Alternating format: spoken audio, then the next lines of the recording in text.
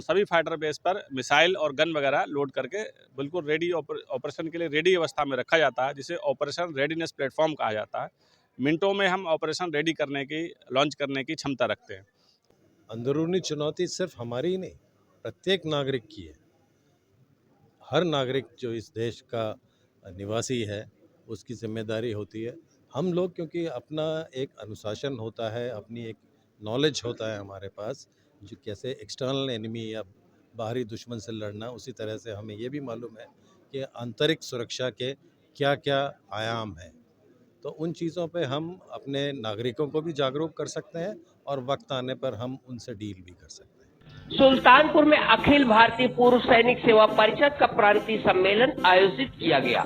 प्रदेश भर से आए पूर्व सैनिकों के बीच मुख्य अतिथि के रूप में पहुंचे राष्ट्रीय स्वयंसेवक संघ के प्रांत प्रचारक रमेश जी, अध्यक्ष मेजर जनरल राजीव पंत, विभाग प्रचारक Shri Prakash ji, doctor Ramashankar Mishra, doctor AK Singh, captain Indal Singh, major general RK Gupta का संगठन के महामंत्री रेवती रमण तिवारी समेत पूर्व सैनिकों ने जोरदार स्वागत किया। कार्यक्रम की अध्यक्षता परिषद के अध्यक्ष मेजर जनरल राजीव पंत ने किया। यहाँ पूर्व सैनिकों को संबोधित करते हुए रमेश जी ने कहा, भारतीय सेना का गौरवशाली इतिहास रहा है। देश का सैनिक माँ भारती की बलवेदी पर प्राण न्यौछावर करने के लिए सदैव तत्पर है। जिस गांव में एक भी पूर्व सैनिक है, वह गांव अनुशासित है और उस गांव को नेतृत्व मिलता है।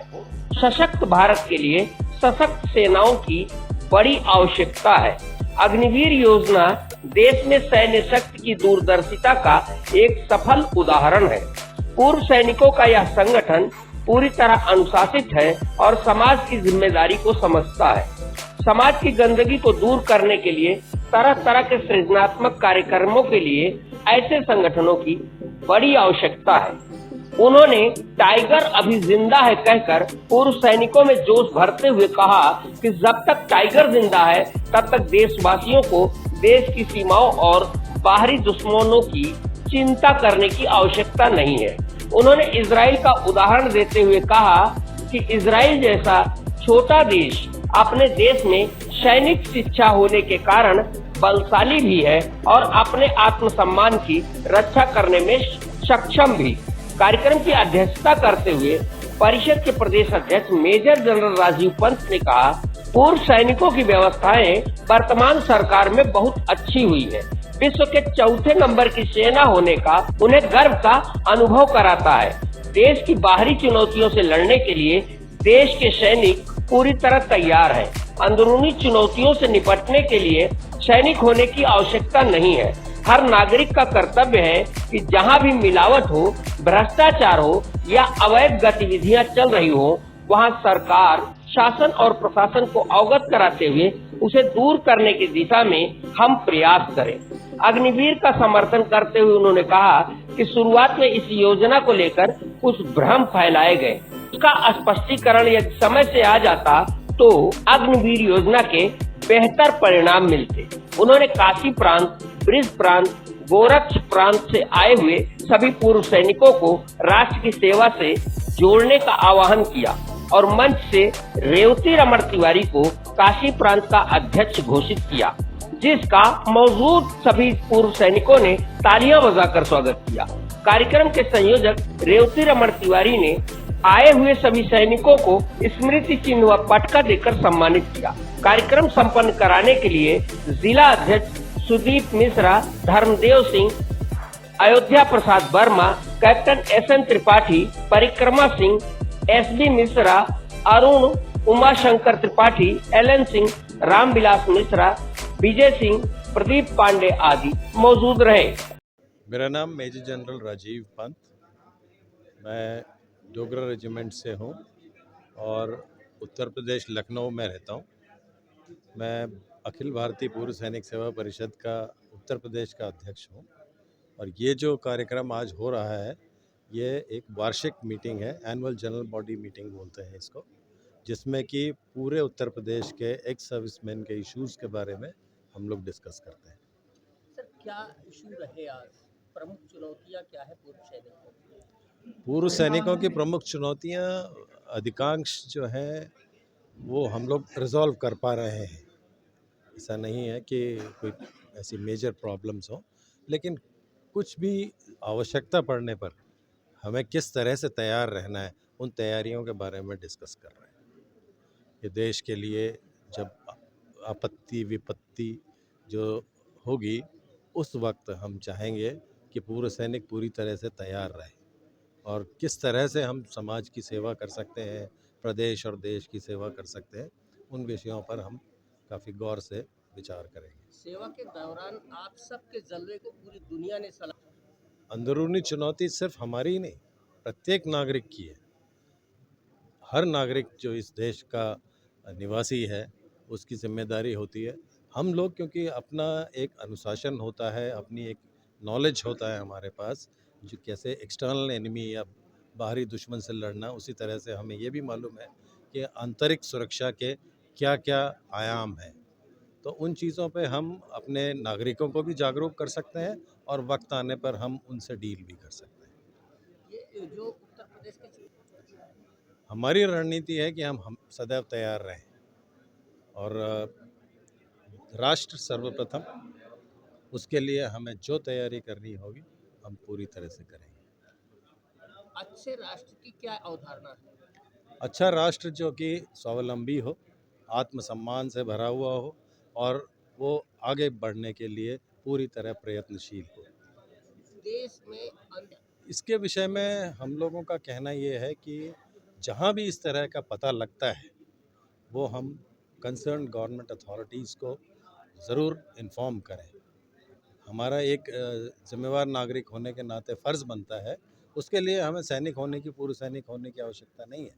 प्रत्येक नागरिक का फ़र्ज़ है कि अगर कहीं पर इस तरह का मिलावटखोरी, फर्जीवाड़ा या इस तरह के काम हो रहे हैं जो कि समाज के लिए ठीक नहीं है, हर व्यक्ति को ज़रूर जागरूक रह करके इन चीज़ों को कंसर्न अथॉरिटीज़ को रिपोर्ट करना चाहिए। एजुकेशन में सैनिक शिक्षा कितनी जरूरी है? सैनिक मतलब अनुशासन।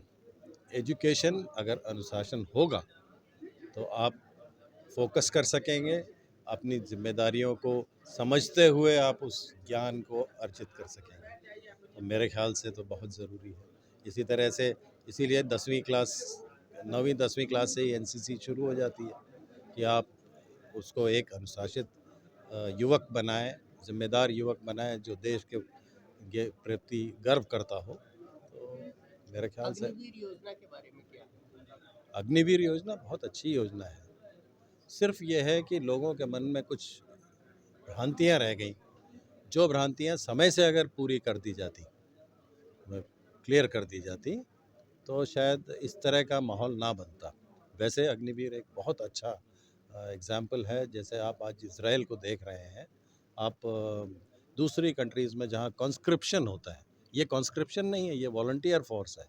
तो वॉलंटियर मेरे ख्याल से अगर ट्रेंड होगा तो वो ज़्यादा अच्छा करेगा बनिस्बत आपको ज़बरदस्ती अगर भर्ती कराया जाए तो।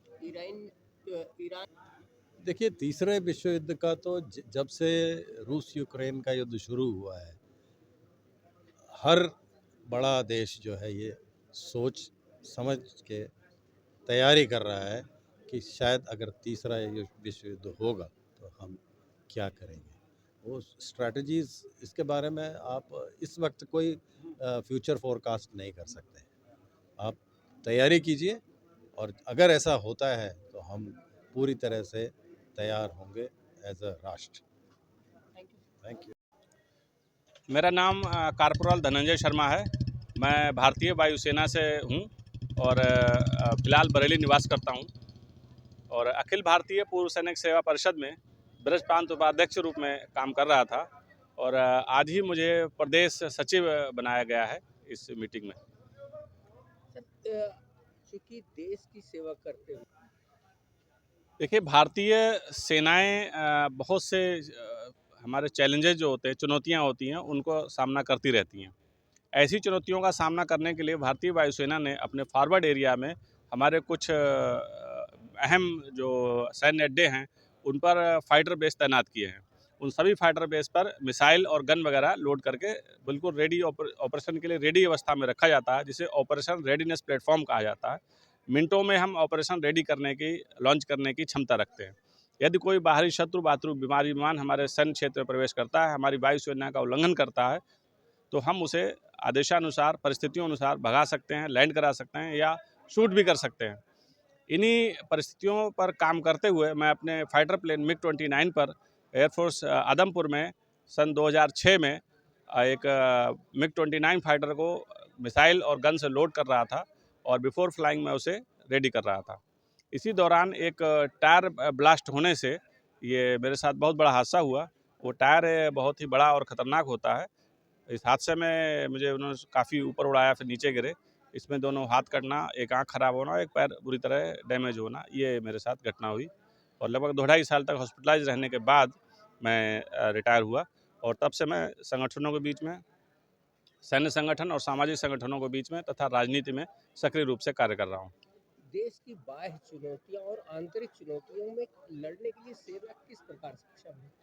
देखिए, सेना बाह्य चुनौतियों को लड़ने के लिए जो एक्टिव सैनिक है हमारे, वो सक्षम है और पूरी तरह सक्षम है। हमारी सेना देश की चौथी बड़ी सबसे बड़ी सेना है और हमारे पायलट विश्व के सबसे अच्छे पायलट माने जाते हैं। तो इस प्रकार हमें बाहरी शत्रुओं से फ़िलहाल हमारे देश के नागरिकों को किसी भी प्रकार से घबराने की आवश्यकता नहीं है। सेना आपकी सुरक्षा के लिए सदैव तत्पर है।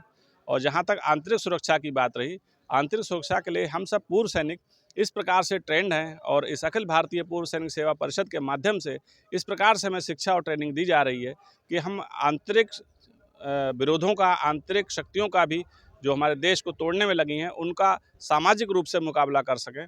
और हम अपने सैनिकों को संगठित करते हैं, उन्हें एक बैनर तले लाते हैं, उनकी समस्याएं सॉल्व करते हैं। साथ ही साथ हम समाज में फैली कुरीतियाँ, भ्रांतियाँ और देश के प्रति फैली गलत भावनाओं का भी खंडन करते हैं।